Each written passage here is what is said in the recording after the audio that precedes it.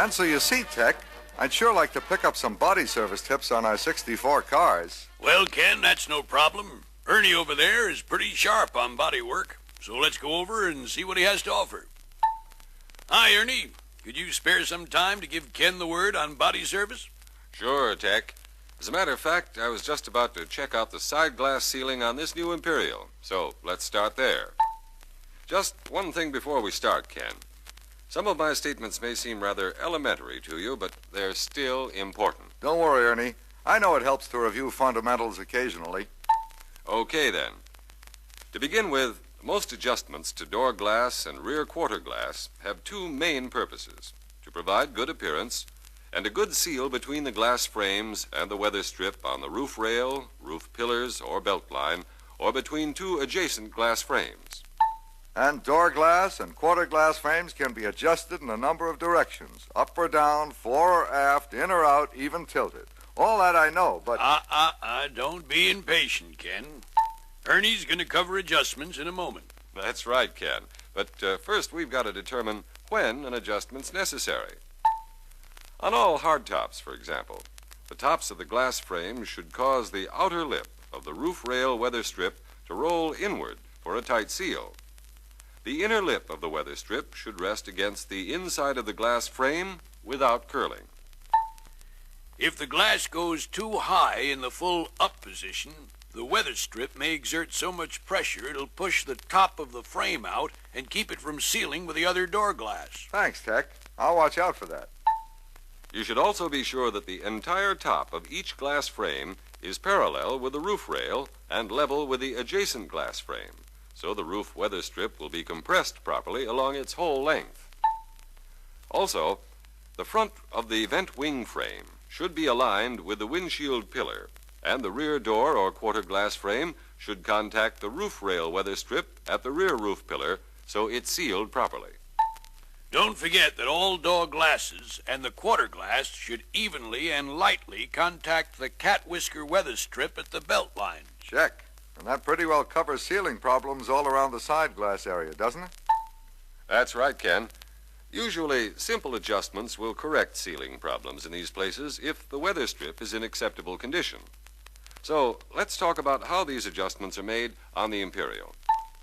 First, inspect door fit before making any side glass adjustments. Never try to compensate for a door that's not adjusted properly by adjusting glass. Okay, but where do I start after I'm sure the doors are centered in their openings and the door tops are level with the fender and quarter panel belt line? You start at the vent wing and work rearward, Ken. With the door closed, see if the vent wing frame lines up with the windshield pillar and the roof rail weather strip, too. If you have to move the vent wing fore or aft to get the correct seal compression at the windshield pillar, loosen the upper and lower vent wing attaching bolts. Then, loosen the tilt adjustment at the front of the vent wing frame and move the vent wing to the desired position with the door glass in the lowered position. To tilt the vent wing frame in or out so it fits flush with the windshield pillar, loosen the sleeve nut and adjust the sleeve at the front vent wing frame. It is not necessary to loosen the two attaching bolts to make this adjustment, but you'll have to loosen the in and out adjustment at the bottom of the division bar to provide for proper door glass operation. Thanks, Tech. I won't forget. Now, what's the first point to check on the front door glass? Well, run the door glass up and see if the front edge of the glass is properly aligned and seated in the division channel. To align the front door glass with the division channel, loosen the regulator pivot bracket and move the forward end of the bracket up or down to square up the glass in the division channel and upper seal. Incidentally, the front door glass in all our convertibles and hardtops must fit properly in both the division channel and the upper channel seal.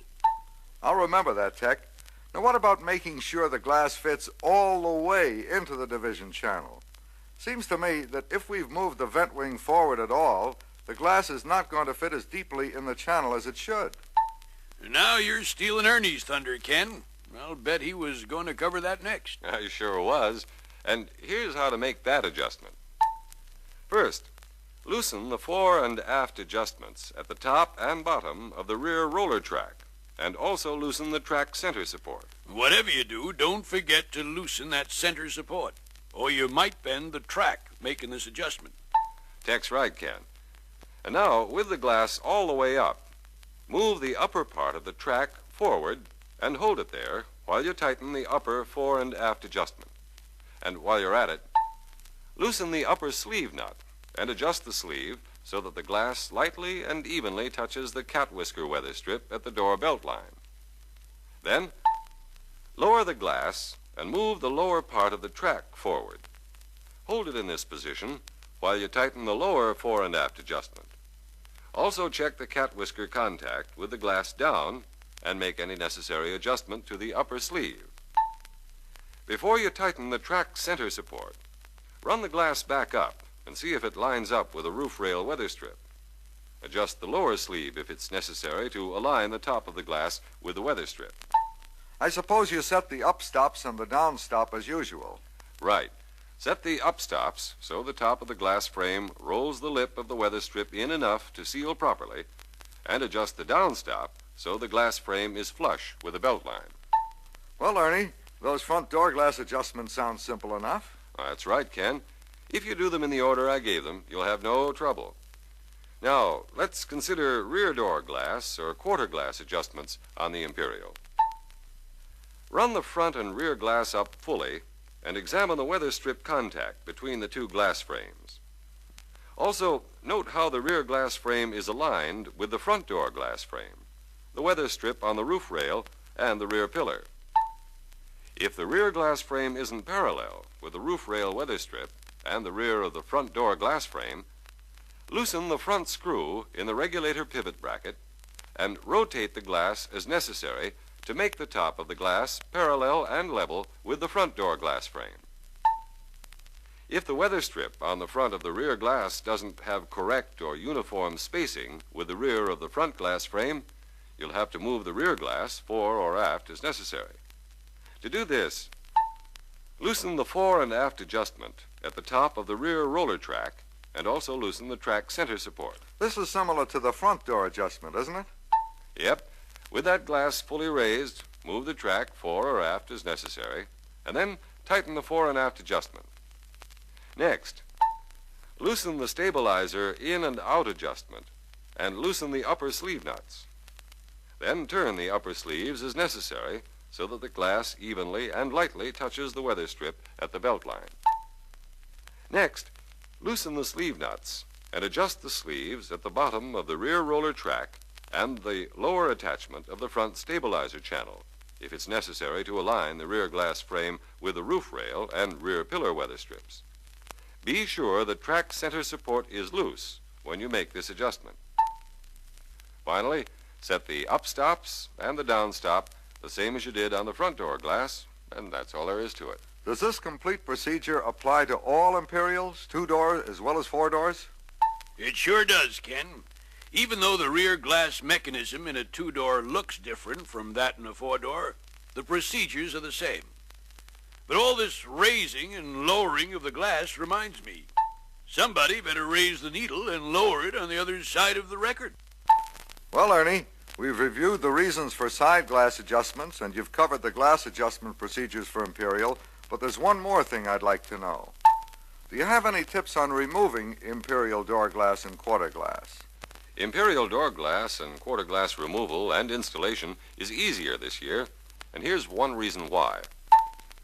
Spring nuts, instead of screws, are used to hold the regulator arm studs in the rollers. The studs extend inward, so you can still see the spring nuts after they're installed. That's convenient because the only way to disconnect the regulator arms from the rollers in the glass frame is to remove the 2 spring nuts. Here's another tip. Don't forget to remove the 2 up stops and the down stop before you try to lift out a door glass or quarter glass, or you won't be able to remove the glass. I'll do that, Ernie. I'm sure those tips will help me do a real job of servicing Imperial side glass. Now, what's next? Well, I have some glass service tips on other cars, too. For example, Plymouth and Dodge 2-door hardtops have a new quarter glass. It's attached to the lower glass channel by 2 screws inserted in holes in the glass. Here's how to adjust it. If it's necessary to move the quarter glass fore or aft, just loosen the upper track attachment to make this adjustment. Be sure to roll the glass down about an inch below the roof rail weather strip before you move the track forward or backward. Yes, that's important. And you may find it necessary to loosen the sleeve nut and adjust the sleeve at the upper track attachment, moving the glass in or out so that it just touches the belt line weather strip. If the quarter glass doesn't fit flush with the roof rail weather strip, tilt the glass in or out by adjusting the lower track attachment so the edge of the glass contacts the weather strip properly.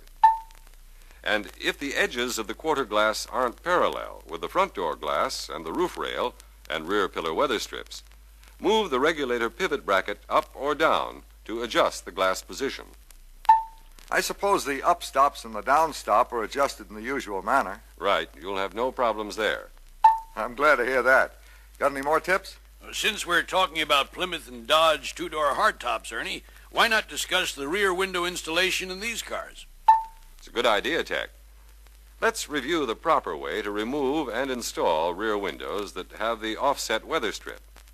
This new design is found on Plymouth and Dodge two-door hardtops and all Imperials, Chryslers, and Darts as well. First, of course, you have to remove both the inside and outside rear window molding. Yeah, and I always make it a point to protect the surrounding painted surfaces with masking tape and fender cloths before I start a job like this. I apply masking tape around the window opening to prevent paint damage, and after removing the moldings, I mark all molding clip locations. This saves time when installing the moldings. Good boy, Ken. On the Imperial Crown four-door only, you'll have to remove the rear deck upper panel before removing the glass. Okay, Tech, I'll remember that. Now, what's next, Ernie?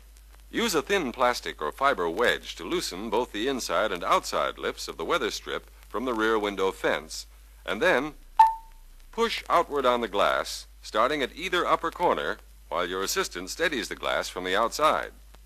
Don't try to push the glass out all at once, and don't start at the center. After you remove the glass, set it on a cloth-covered bench. Play it safe while you're doing this job. Don't ever try to pry the glass out. And be sure that both you and your assistant protect your hands with gloves. Okay, Tech. That takes care of removing the rear window. How about installing it? Well, before you install the window, make sure that the fence is clean, smooth, and uniform, and that the molding clips are all in place. Also, remove any excess sealer and cement from the weather strip and the glass. Cement the weather strip to the glass with Mopar or Chrysler windshield rubber sealer. After the weather strip's in place and the sealer is set, wipe off any excess sealer with solvent. Next, fit a length of heavy cord or twine into the groove all around the weather strip. The ends of the twine should hang down toward the inside from the top of the glass at the center. You'll need an assistant to help you put the glass in place. Have your assistant hold the glass and weather strip in position and apply pressure in the area on the glass and weather strip where you are slowly pulling the twine. This helps to seat the weather strip on the fence. To make sure the glass is fully seated, get out of the car and tap the glass with the palm of your hand. If it feels solid, seal the weather strip to the window opening with rubber sealer on the outside only. Pay particular attention to sealing the areas around the molding clips. And don't forget to clean off all excess sealer with solvent afterward. I'll remember those tips, Tech. Now all that's left is to reinstall the weather strip moldings, isn't it? Correct, Ken. And if you were working on an Imperial Crown four-door, you'd also install and align the rear deck upper panel and seal the studs. Well, that's the story on removing and installing rear windows with the new offset weather strip, Ken. But before we leave the subject of rear window service, I'd like to point out one more item. Valiant still uses a two-piece Mylar locking strip in the rear window weather strip, but this year the ends of the locking strip fit under aluminum caps at the lower corners of the weather strip. That's a small detail, Ken, but one you might need to know sometime. I'll keep it in mind, Ernie. Now tell me, what's new this year in convertible tops? Well, there are new tension spring and cable assemblies in all convertible tops along the roof rails that prevent flapping and give a smoother appearance when the top is up. Imperial convertibles have a three-piece top boot, with the two outer sections being made of rigid-formed plastic. The center cover is attached to the outer sections by Velcro closures and retained in a groove along the rear seat back. Here's a feature that's not new, but it's worth mentioning. All our convertible tops have a double-sealed fastening at the belt line that really cuts down water leaks in that area. Glad you brought that up, Tech. I'll remember to install that seal correctly whenever I have to disturb the top fastening at the belt line. Fine, Ken. You do that. I'm sure you won't forget to use all the other tips you've picked up today either. I'll make sure he stays on the ball, Tech. And I've got a lot more body service tips to give him later on. Well, that's good, Ernie. You pass those tips on to Ken, and I'll see to it that they all get into the reference book for this session, so everyone will get the benefit of them. It's essential that we keep our customers satisfied with our body service, since good appearance, proper glass fit, and tight sealing are just as important to an owner as the way his car operates and handles.